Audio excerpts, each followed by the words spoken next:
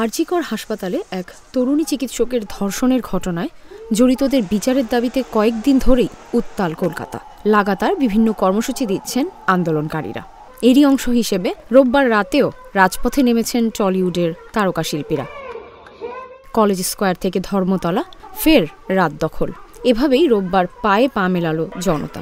শেষে ধর্মতলায় সমাবেশ। সেখান থেকেই সাধারণ থেকে তারকা প্রত্যেকের বার্তা, শেষ দেখে ছাড়ব।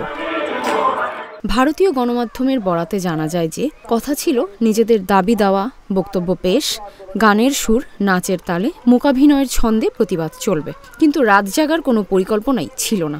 সন্ধ্যা নামতেই পরিস্থিতি বদলায়। রাতভর গণ অবস্থান কর্মসূচি পালন করেন স্বস্তিকা মুখোপাধ্যায়, উষসী চক্রবর্তী, সোহিনী সরকার, দেবলীনা দত্তরা। সবার সঙ্গে রাত জেগেছেন টলিউডের এই খ্যাতনামীরা। এ কর্মসূচি চলে ভোর 4টা পর্যন্ত। সামাজিক যোগাযোগ মাধ্যমে এই কর্মসূচির ব্যাপারে স্বস্তিকা লিখেছেন, আসুন গণ অবস্থান, ধর্মতলা এখন।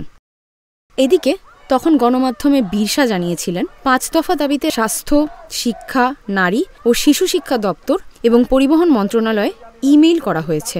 জবাবের অপেক্ষায় রয়েছেন তারা। যতক্ষণ পর্যন্ত না জবাব মিলছে, উঠবেন না কেউ।